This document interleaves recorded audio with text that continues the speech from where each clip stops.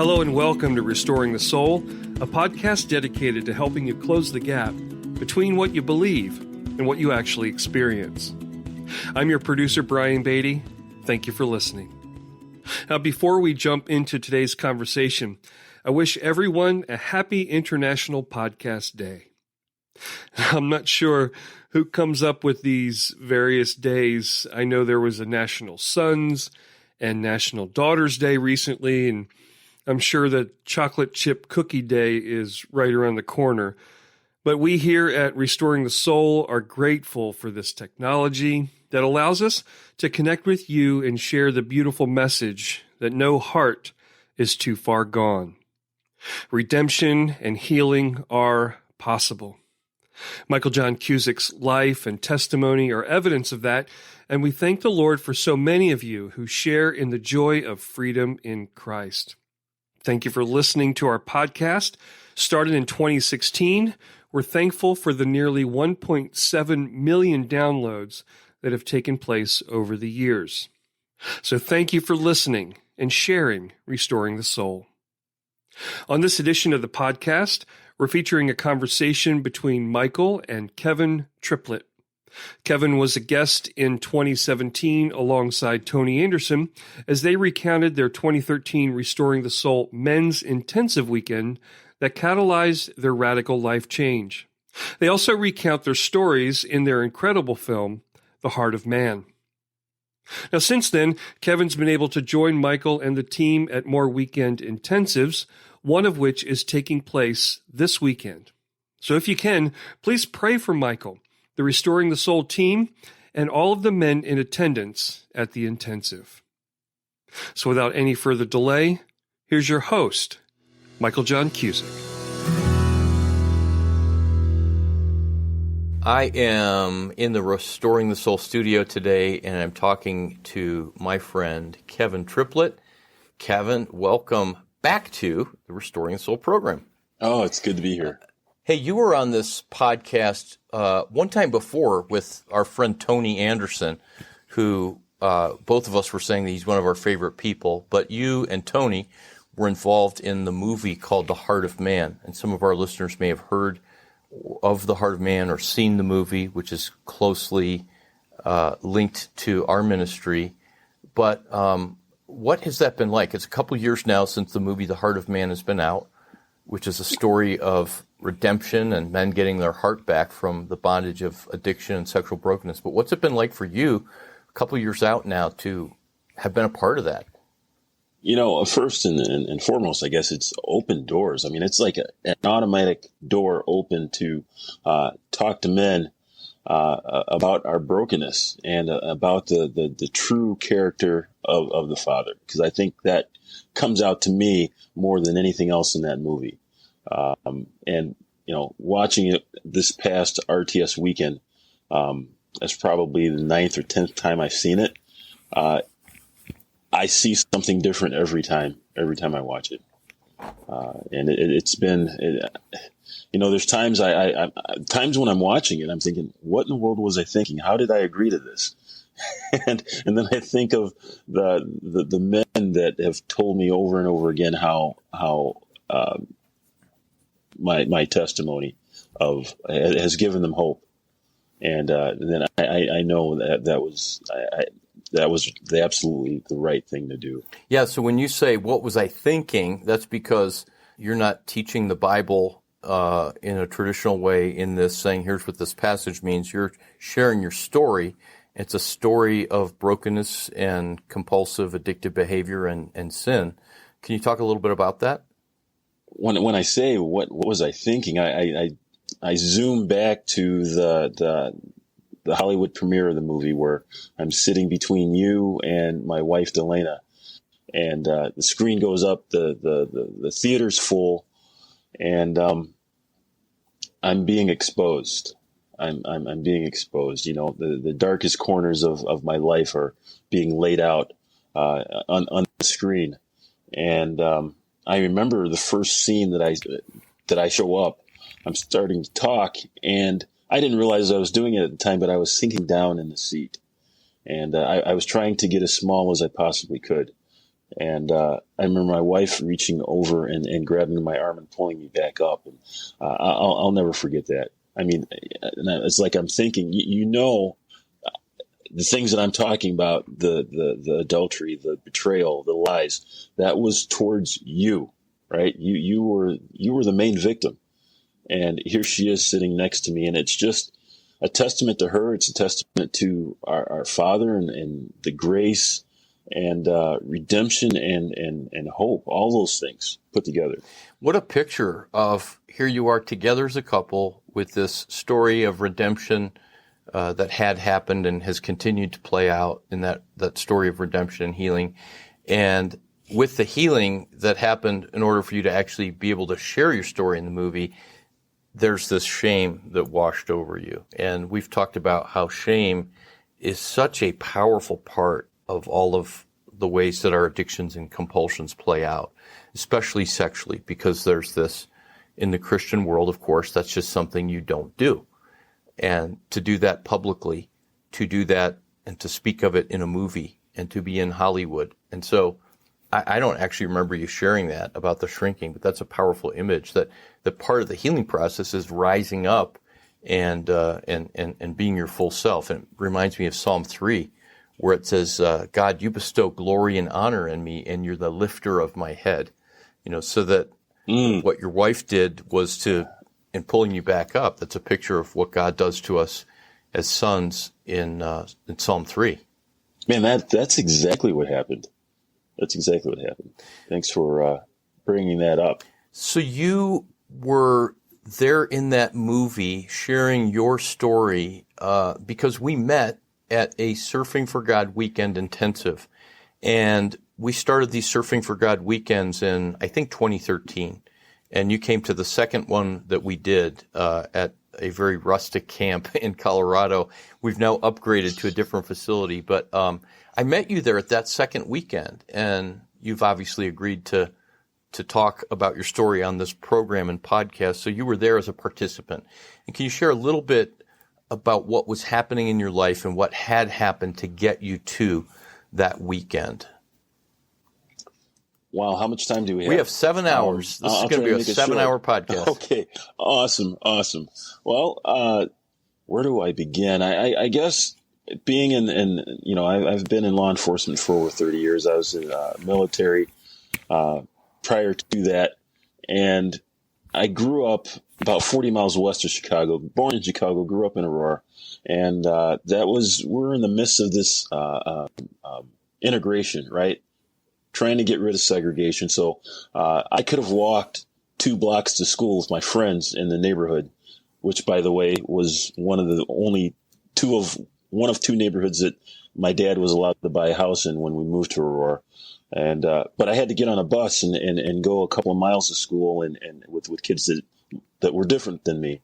And several of them made it known that I was different, that the color of my skin was different, right? I had friends that I wasn't allowed to go to their house. If I was invited to a party, I couldn't stay. I couldn't spend the night. As I was growing up, I had buddies who told me flat out, I know my sister, she digs you, but that's not going to happen. You're not going to date her. And I thought, wait a second, I'm good enough to be your friend, but I can't date your sister. So I started, I began putting on a mask. I performed and I tried to be better than who I was.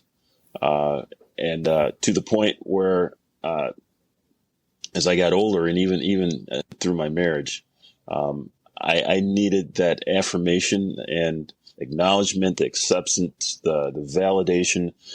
I began to get that from other women, through affairs and pornography. Anybody that tells you that pornography is about sex they need to dig a little bit deeper. I mean, if you can look at a pornographic image and not put yourself in that fantasy, then you're not doing it right. Something's wrong. So I carried on these after multiple affairs. I end up crossing boundaries where I would find myself in a relationship with a single woman, or she had a boyfriend, or she was bad relationship or, getting ready to get divorced. Finally, to the point, I crossed the line where I found myself involved in an affair with a friend of mine's wife, in which we were in small group with at church, of all things. Our kids played together. We lived a couple, 2-3 blocks away from each other. We were close, and I crossed the line, and it was found out, and I knew that was it. I moved out of the house. There was no fixing this. Absolutely not fixing this. There was an internal affairs investigation opened up at work against me. My neighbors were interviewed. There was videotape taken from hotels. And I mean, this was, I thought this was, I had killed John F. Kennedy. But the investigation was far reaching. And to my wife's credit, she sought counsel at our church, and a pastor told her, can you hold off getting a divorce for a year? And she said, yeah, I'm not in a hurry. She says, yeah, can you do this? Take care of yourself, take care of the kids. I have 4 kids, 3 girls and a boy. And take care of the kids, make sure they're safe, they're good, and we'll work through this. And so I remember being in a hotel. I was living in a hotel for a few months, and I had my gun bag next to me, and I thought, man, that seemed like a really good option at the time. I mean, no one would have to worry about Kevin betraying them or lying to them or screwing up their life. They would be better off without me financially. And all these lies started coming to me. Lies. And, they were lies that you much later identified as lies, but they felt like all that was true at the time, right? Oh, that was my truth at the time. Absolutely. That was my truth at the time. But, I had enough presence of mind, or I would say the Holy Spirit told me to call Delana, and I hadn't spoken to her in weeks. But I called her and I asked her, I said, I know you don't want to have anything to do with me. You may not even want to talk to me, but would you please come take my gun? And she said, yeah, I'll do that. I'll meet you down in the parking lot. I met her down in the parking lot. I gave her my gun. We didn't say 2 words to each other. I went back up into the hotel room and I melted into the carpet. And, I've never audibly heard God speak to me. But in that moment, if I could have opened my eyes, I could have touched Jesus. I know he was in the room. And he told me everything's going to be okay. He didn't tell me that I was going to keep my marriage. I was going to keep my job. That my kids were going to like me again. He didn't tell me any of that, but he just said you're going to be okay regardless of what happens. And that's when I started to move forward. And I began going to Celebrate Recovery, called Now Care Night at our church, who and the leader was Jay Now, good friend of mine. I owe a lot to that man, but he encouraged me. He was involved with Restoring the Soul and the intensive weekends, and he brought, I believe it was five of us out there that second time from our church. And the thing I remember about that weekend, and this is where my life turned. This is where I turned the corner. I remember it was after a dinner meal. I somehow ran into you, and you looked at me and said, Kevin, you are suffering from ethnic shame.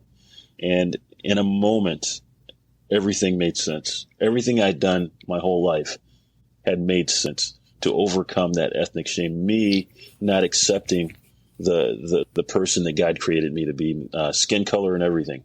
And man, that's really when my journey began, and things turned the corner.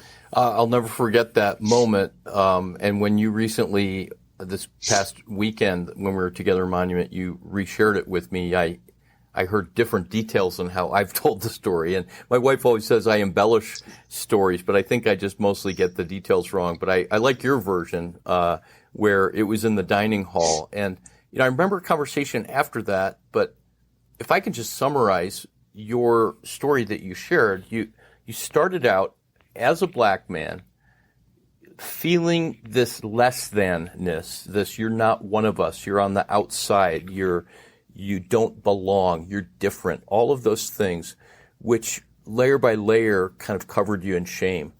And then you came up with this sense, this belief that I need to be something other than who I am. So your imposter that you became was a strong, tough, powerful law enforcement and army guy, and you're a big man, and you've got a booming voice, and that's kind of your identity. But then finding validation from women. And I've so appreciated how you've talked about your skin color so vulnerably in conversations with me. But the universal issue, despite that difference, is that it's the shame on the inside. And the shame was fueling you. And it's so powerful how, here you are in a hotel room with your gun bag, and you're so hopeless that you just want to end your life and can't find a reason. And then God, quote, shows up. And I always have ambivalence about that phrase, shows up, right? Because he's already there, right? But makes his presence really real. And then you actually reach out to the person who you've hurt, which seems like the last person in the world that you want to reach out to. And what a picture of you handing over this thing that you would use to hurt yourself, and she's taking that from you, that long before forgiveness and long before being able to go to couples counseling, she carried and took that thing which you would have caused great harm to yourself and therefore greater harm to the family. So I wish we did have 7 hours to talk, but you came to that weekend and it really significantly touched you. As you said, things came together, but then it wasn't like, okay, one and done. I did this event. I went to porn camp, as we used to call it, and I'm good to go. But you went back home and you really dug in with counseling and groups and continued Celebrate Recovery. Tell me about that and what your journey was like since then. Right. We had a good core group of guys that came back, that had learned the same principles and had began to understand that this wasn't about, white knuckling it and just doing things better or trying to put a string of days of sobriety together. It was about a new way of living, a new way of looking at the Father and believing, not just knowing what God says about us, but believing that we are co-heirs, that nothing can separate us from his love, right? I've always read that and I've always known that in my head, but it didn't get down into my heart until that weekend. It taught me to know that God's love for me wasn't based on my behavior. That's when grace really showed up, and we had a good core group back here in Illinois with Care Night, and my church, Care Night, began to branch out, and they needed other leaders. So I had decided that I'll try to lead another group at a satellite church, and that spawned another group and another satellite church, and it just continued to grow. And using the material from Surfing for God, it's guys will. And the thing I love about that book is I don't care how many times you read it, you glean something different every time from it. I see things a little bit differently. I get a little more out of it. And I hear that over and over again as the guys go through it multiple times. That's so amazing to me as we've talked through the years that what you received in your healing, not just at the weekend, but with your pastor and Jay and other people kind of being a support net for you, but the way that you went back and dug in, and then to be leading and pouring into other men out of this brokenness and out of a place of, hey, what in the world would I have to offer? And coming to see that you have a lot to offer, because we really are powerful in our weakness, and in our weakness we are strong. So you have led Surfing for God groups, and as I mentioned at the top of the conversation, you have come and been a volunteer staff member 4 different times, and you've done everything from been a part of the groups to, I think, part of the work crew or just kind of jumping in wherever, but your presence is that of coming alongside of men. And what is it like for you to go back to the weekend where you experience healing and then to get to be a part of that and see other men change? And I know this past time, it was particularly powerful for you because for the first time we showed the Heart of Man movie there. Right. This came to me, after the weekend, and I feel like it's a beautiful heartbreak to be at that weekend, and to I was given the task of being the sentry as men come. They come into the camp or the retreat center, and I greet them, and when they come around that corner with their bags, there's this look of despair and hopelessness and brokenness, and it's like it breaks my heart. But the beauty for me this past weekend was seeing them on Sunday at noon when they left, and they left different people, different men. Almost glowing in some ways. And it wasn't because of this. There's this mountaintop experience. Although we're looking at Pikes Peak every day, right? I mean, we're there in the mountains. It's getting away from the noise and allowing yourself to be vulnerable, allowing yourself to be seen. You're almost taking on this new language of looking at life, looking at yourself, and the character of the Father. This weekend was special. And like you said, watching the movie, it just kind of tied everything together. All these things that we've been talking about for the last 2.5 days, it just tied everything together. We've used this phrase around here for a long time, and I think it might be in Surfing for God, but when Tony Anderson and company did the movie, they had these cool posters for the movie, and the phrase was on there, your brokenness is not a barrier, it's a bridge. And we talk a lot about at the weekend. And so when you talk about men coming and having this despair and hopelessness and brokenness and shame, at that moment they're thinking, maybe this weekend is going to, help, or maybe it'll give me some tools to be able to not sin. But it becomes something so much bigger than not sinning. And it becomes this new way of living, as we talk about, where the very brokenness that we have, it's not that we try to make the brokenness go away. It's not that we try to climb over it and get past it, but that it's that the brokenness, as we allow ourselves to be known in that brokenness, like you did at that second weekend where there was so much clarity and healing, that as we trust God with the brokenness, as we trust other people with the brokenness, and as we're in it, then it becomes the bridge to the life that we long for, the abundance, the freedom, the joy, the wholeness. And that's so different because you and I, in our journey, and certainly in my years of trying to get free from my sexual addiction, it was, I don't even know what freedom is. I just want to keep trying to get this out of my life because I hate it and I hate myself. So part of the secret sauce, if you will, and I have a question in here somewhere, is that as you stand there and you meet those men and then see them 66 hours later on Sunday and they're really different. And I agree with you that it's not just a camp high. You can see something in them that's really different. No. And even a couple of weeks out now, as men are part of the 12-week aftercare, I'm able to touch base with some of them and they're like, yeah, life has returned to being hard, but I'm a different person. What would you say to the man who comes to the weekend and says, okay, now the weekend's over.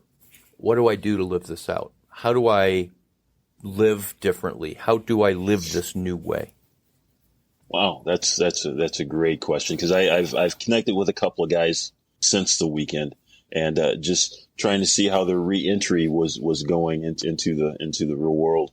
And I was asked that question, and I said, man, one of the first things you got to do is find a group of guys that you trust, that are willing to journey with you, right? That are safe, and that are more than having a beer and watching football, checking out the newest, coolest bourbons. It's got to be more than that. You got to talk about real stuff. And when you start talking, more than talking about how, things that you don't like about your wife or girlfriend, it's got to be more. Talk about the real stuff, just being real. It's infectious. If you go back into that group, into your circle of friends, and you are able to, I guess what I'm saying is vulnerability breeds vulnerability. If they see it in you, they're going to come around. Wow, man, it's safe to talk about this stuff. I'm not the only one. And there's so much strength noticed, in that. Like I have, that once you start to share your story, that men come out of the woodwork, so to speak, like, whoa, really? You too? But then there's more the sense of like, what do you have that I don't have that gives you the freedom to talk this way? And that's where the Christianity, quote, religious part of it feels like, well, no matter what I believe to be true, what I experience is all of this shame and brokenness, and it doesn't feel like God could love me. But part of how this all happens is getting this new perspective that we are loved in our brokenness. And that's why you and I are able to be so bold about it. So, but have you experienced that as you share and as you invite other men, that as you said, that vulnerability breeds more? Oh, absolutely. I remember the weekend after the movie premiered here, I walk into church, and the guy greeting me at the door that I've seen literally hundreds of times, he shakes my hand and he pulls me in. Man, I'm dealing with the same stuff. It's like, okay, let's talk about this, man. It's been amazing to see that we are not alone, and it's not some odd thing. And I think part of the thing that allows me and I'm sure yourself to be vulnerable is getting a grasp of what your true identity is. Your identity isn't dependent upon where you live, what kind of car you drive, the title at work, how much money you have in the bank, who's sitting next to you, what kind of clothes you wear, how smart you are, how many letters you have after your name. That's not your identity. If you get a hold of who Christ says you are, it doesn't matter what anybody else thinks. And that's where I got to be. It's like, it doesn't matter what you think about me. Do I care sometimes? Yes. Does it hurt my feelings sometimes? Maybe. But at the end of the day, man, the thing that I have to be concerned about is what Christ thinks of me. And it makes it a lot easier to be vulnerable and to be open when we get a hold of that. Yeah, when you get a hold of that, and when I get a hold of that, as we often say, there's nothing to hide and nothing to prove, right? So we can actually dare to be the real you. You can dare to be Kevin with black skin, and I can dare to be Michael with all of my neurosis and idiosyncrasies and things like that. And that's what freedom is, right? Like freedom to be me. Freedom. There's no better freedom than being you, being the person that God created you to be. That person is waiting to live. He's already inside men, waiting to live. And it's funny. This weekend, one of the things I got on this past weekend, my leader of our group, Ben Wilson, he in our small group, he said one of his prayer requests is that God would give him a dream, that he would give him dreams. He's at an age where, he's had a career, he's married, his kids are grown. It's like, what next, God? Give me a dream. And I thought, man, Ben, that's it. God, give me, we're the same age. We're kind of in the same place. Like, God, give me a dream. And through this weekend, God just kind of said, Kevin, this is what you're supposed to do. This is what you were made to do, is to bring along other men. Bring along as many as you can. I just want to affirm that 1,000%, because men look at you, and on the outside, you're this military, law enforcement, strong, muscle guy that I'd never want to cross you if you weren't my friend. And yet you're one of the most tender, humble, vulnerable guys that I think what disarms people is not your strength or your physical presence, but your ability to be so open and like, hey, this is what God thinks about me, and here's my story, and it was pretty messed up, and there's hope. And that is disarming. And I especially appreciated just how vulnerable you were as we showed the film, and then as you talked afterwards about what that was like. And some of that will just have to remain between you and me and the people that attended. The weekend intensive through Restoring the Soul used to be called Surfing for God Weekend Intensive, because when the book first came out, it was almost exclusively men that had a sexual addiction, porn addiction, they had had affairs, etc. And over the years, we don't screen people and say, you can't come unless you have a porn addiction. But more men have come because they found the book helpful in other ways, or because they've worked with one of our counselors, and maybe they have, trauma in their history, whether sexual trauma or other trauma. Maybe they grew up in an alcoholic home. There are men who have struggled with depression. There are men who, and this has become actually more common, guys who say, I don't have an active addiction and porn has never been an issue, but somewhere along the way I lost my heart and I lost my joy, and I don't feel like I ever had an ability to intimately connect with my wife and others. And I just kind of hide in my job and stuff. So I'm excited that the folks that attend are coming with a broader set of issues, because that just allows more people to get help and healing. But as you've been a group leader, what do you find is the sweet spot for the kind of man that you like to see coming to the weekend, looking for a certain kind of change or impact? I would say the man that is, he's just done. He's fed up with living life the way he's been living, and that he's ready to do some work, do some hard work. It's not easy. It's not easy stuff. But he's ready to do some work and ready to allow his heart to be examined, ready to take off the mask, and allow guys to see them for who they are. One of the first things I said when we sat in our small group of 5 guys, 2 leaders, 7 of us, I said, we're only here a couple of days, but by the time you leave here, we will have created a brotherhood. And man, I'm no prophet, trust me, but man, did that happened in the truest sense. You gain this brotherhood, and there are guys that I did a group with 2 years ago. They still meet every Tuesday night on a Zoom meeting. Wow. There's a guy from a group, from my group, that came from Kansas City to my 50th birthday, so it's stuff like that happening. I've gone down to St. Louis to visit guys from, a mutual friend of ours, Aaron, from the group. He's come up and stayed weekends with me. Those are the type of relationships that are made on this weekend.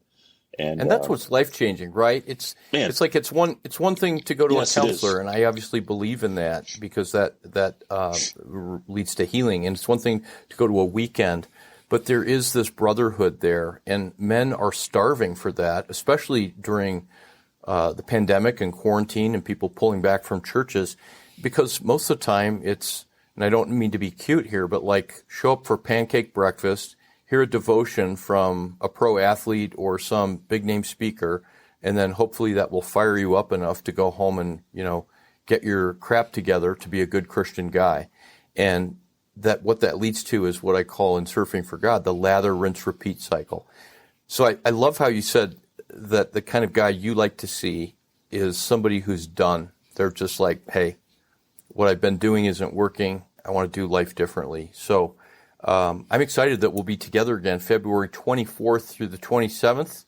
Yes. We've got about 20 spots available, And I'm hoping that as people around the globe hear about this next weekend, that we're going to get some signups. And I always pray, Kevin, that, we can fill 30 spots, right? We can do social media and marketing, all that. But it's always cool to see how it's like, these are 30 men that are handpicked by God, that they're providentially there, like you were. That. And like when my life fell apart in 94, how it was providential, how the people that needed to be in my life were there.